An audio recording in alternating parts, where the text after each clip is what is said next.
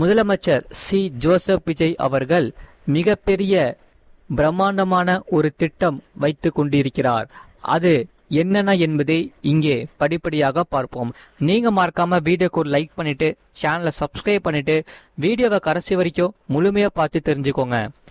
தமிழ்நாட்டில் புதிய தொழில் முதலீடுகளை ஈர்ப்பதிலும் தற்போது இயங்கி வரும் தொழில் நிறுவனங்களின் செயல்பாடுகளை ஊக்குவிப்பதிலும் மாநில அரசு போதிய கவனம் செலுத்தவில்லை என்று எதிர்க்கட்சிகளும் விமர்சனங்களும் குற்றச்சாட்டுகளை முன்வைத்து வருகின்றன. அந்த வகையில் அதற்கு பதிலடி கொடுக்கும் வகையில் விஜய் முக்கியமான சில நடவடிக்கைகளை எடுக்க உள்ளார். தமிழ்நாடு முழுக்க முதலீடுகளை ஆய்வு செய்ய உள்ளார். அதன் ஒரு பகுதியாக ஸ்ரீபெரும்புதூர் முதல் உரக்கடம் தொழில் மண்டலத்தில் அமைந்துள்ள பிரம்மாண்ட உற்பத்தி ஆலைகளுக்கு நேரில் சென்று அதிரடி ஆய்வு மேற்கொள்கிறார். மாநிலத்தின் பொருளாதார வளர்ச்சி மந்தமடைந்து விட்டதாக எழுந்த அரசியல் ரீதியான விமர்சனங்களுக்கு மத்தியில் முதலமைச்சரின் இந்த நேரடி கள பயணம் பன்னாட்டு நிறுவனங்கள் மற்றும் தொழிலதிபர்களிடையே பெரும் நம்பிக்கையை ஏற்படுத்தும் என மிக முக்கிய நிர்வாக பார்க்கப்படுகிறது. கடந்த சில மாதங்களாக தமிழ்நாட்டின் தொழில்துறை கொள்கைகள் மற்றும் முதலீட்டு சூழல் குறித்து பல்வேறு தரப்பிலும் கேள்விகள் எழுப்பப்பட்டு வந்தது. குறிப்பாக அண்டை மாநிலங்களில் தொழில் போட்டிக்கு மத்தியில் தமிழ்நாட்டின் தொழில்துறை பாதுகாப்பு மற்றும் உள்கட்டமைப்பு வசதிகள் குறித்து முதலீட்டாளர்கள் மத்தியில் சிறிய அளவிலான தயக்கம் நிலவுவதாக எதிர்க்கட்சிகள் குற்றம் சாட்டு வந்தன.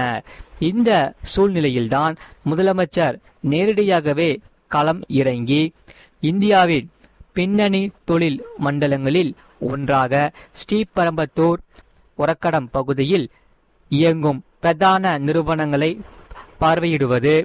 தமிழ்நாடு அரசு எப்போதும் தொழில்துறையினரின் பக்கம் உறுதியாக நிற்கிறது என்ற வலிமையான செய்தியை சர்வதேச முதலீட்டாளர்களுக்கு உணர்த்தும் வகையில் அமைந்துள்ளது. அந்த வகையில் அதிகாரப்பூர்வ தகவலின்படி முதல்வர் தனது தொழில்துறை கள ஆய்வு ஸ்ரீபெரும்புதூர் அருகிலுள்ள இருக்காட்டு கோட்டையில் இருந்து தொடங்குகிறார். முதலில் இருக்காட்டு கோட்டையில் அமைந்துள்ள உலக புகழ்பெற்ற செயின் கோபைன் இந்தியா நிறுவனத்தின் வேர்ல்ட் கிளாஸ் காம்ப்ளெக்ஸ் உற்பத்தி மையத்திற்கு செல்லும் முதல்வர் அங்கு நடைபெற்று வரும் உற்பத்திகளையும் தொழில்நுட்ப நடைமுறைகளையும் பார்வையிடுகிறார். இது இந்தியாவில் அந்நிறுவனத்தின் மிக முக்கிய உற்பத்தி அமைகளில் ஒன்றாகும்.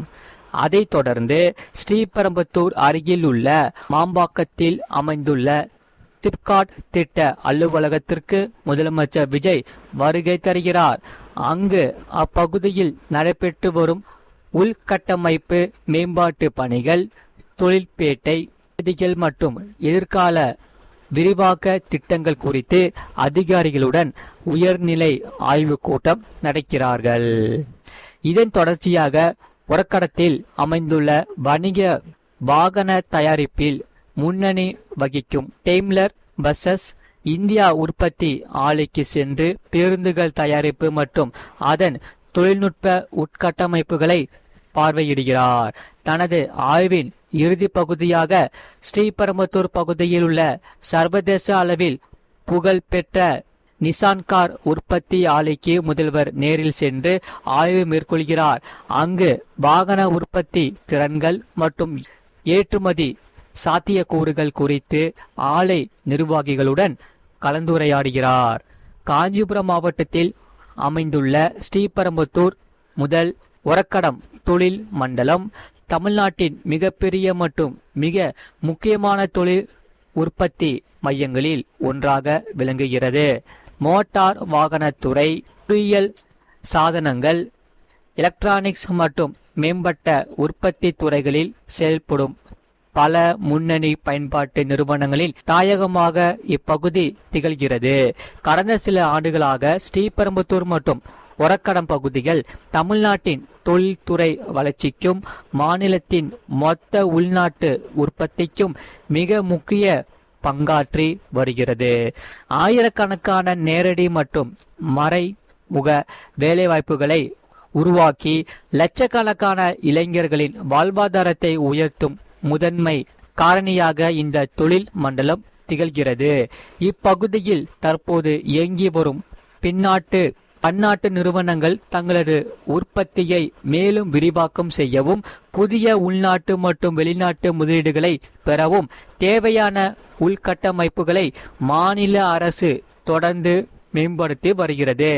இதனால் விஜயின் இந்த நேரடி கள ஆய்வு தொழில்துறையினரிடமே பெரும் வரவேற்பை பெற்றுள்ளது. பெரிய அளவிலான தொழில் கூட்டங்களின் கள நிறுவனங்களை நேரடியாகவே கேட்டறிந்து உள்கட்டமைப்பு தேவைகளை விரைவாக பூர்த்தி செய்ய இந்த ஆய்வு உதவும் என அரசு அதிகாரிகள் தெரிவிக்கின்றன. மேலும் தொழில் அதிபர்கள் மற்றும் முதலீட்டாளர்களின் தேவைகளை அரசு உடனுக்குடன் பூர்த்தி செய்யும் என்பதையும் உள்கட்டமைப்பு மற்றும் நிர்வாக ரீதியான தடைகள் எதுவும் இருக்காது என்பதையும் முதல்வரின் இந்த வருகை தெளிவுபடுத்துகிறது. இந்த கள ஆய்வின் மூலம் முதலீட்டாளர்களின் சேதங்கள் நிவர்த்தி செய்யப்பட்டு தமிழ்நாட்டில் மேலும் பல புதிய முதலீடுகள் வரவும் நிலுவையில் உள்ள விரிவாக்க திட்டங்கள் விரிவுபடுத்தவும் வழிவகுக்கும் என்று எதிர்பார்க்கப்படுகிறார்கள். நீங்க மறக்காம வீடியோக்கு ஒரு லைக் பண்ணிக்கோங்க, சேனலை சப்ஸ்கிரைப் பண்ணிக்கோங்க, பக்கத்து பெல் பட்டனையும் கிளிக் பண்ணி வச்சுக்கோங்க. அப்பதான் நம்ம போற வீடியோஸ் எல்லாமே உங்களுக்கு ரெகுலரா காமிக்கும். அதே சமயம் இந்த செய்தியை பத்தி நீங்க என்ன சொல்றீங்கிறத கமெண்ட் செக்ஷன்ல மறக்காம கமெண்ட் பண்ணிக்கோங்க. உங்க ஃப்ரெண்ட்ஸ் அண்ட் ஃபேமிலிக்கு தெரியப்படுத்தவும் இந்த வீடியோவை கண்டிப்பா ஷேர் பண்ணிக்கோங்க. அவங்களும் இந்த வீடியோ பார்த்து பயன்பட்டு கொள்ளட்டும். இவ்வளோ நேரம் முழுமையா வீடியோ பார்த்ததுக்கு மிக்க நன்றி. மீண்டும் அடுத்த வீடியோல நம்ம கண்டிப்பா சந்திப்போம். நம்ம அரசு சார்ந்த மிக முக்கியமான தகவல்கள் நம்ம சேனல்ல அப்லோட் பண்ணிட்டே இருப்போம். அதனால நீங்க மறக்காம நம்ம சேனலை சப்ஸ்கிரைப் பண்ணி வச்சுக்கோங்க. உங்களுக்கு ரொம்பவே யூஸ்ஃபுல்லா இருக்கும். அதே சமயம் நம்ம சேனல்ல ஷார்ட்ஸ் நிறைய அப்லோட் பண்ணிட்டே இருக்கோம். அதே சமயம் தமிழ்நாடு மின்சார வாரியத்தில் 700 உதவி பொறியாளர்களுக்கு பதவி உயர்வு வழங்கப்பட்டுள்ளது. 700 உதவி பொறியாளர்களுக்காக நியமனம் செய்யப்பட்டுள்ளன. மின் வாரியத்தில் 2012 பணியில் தேர்ந்தோருக்கு பதவி உயர்வு வழங்கப்பட்டுள்ளது. ஒரே நேரத்தில் 700 உதவி பொறியாளர்களுக்கு இந்த பதவி உயர்வானது வழங்கப்பட்டுள்ளது.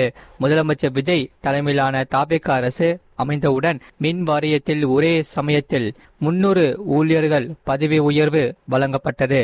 இந்த பதவி உயர்வு பட்டியல் கடந்த திமுக ஆட்சியிலேயே தயார் செய்யப்பட்டது என்று திமுக தரப்பில் தெரிவிக்கப்பட்டது. மறக்காம நீங்க வீடியோக்கு லைக் பண்ணிக்கோங்க, சேனலை சப்ஸ்கிரைப் பண்ணிக்கோங்க.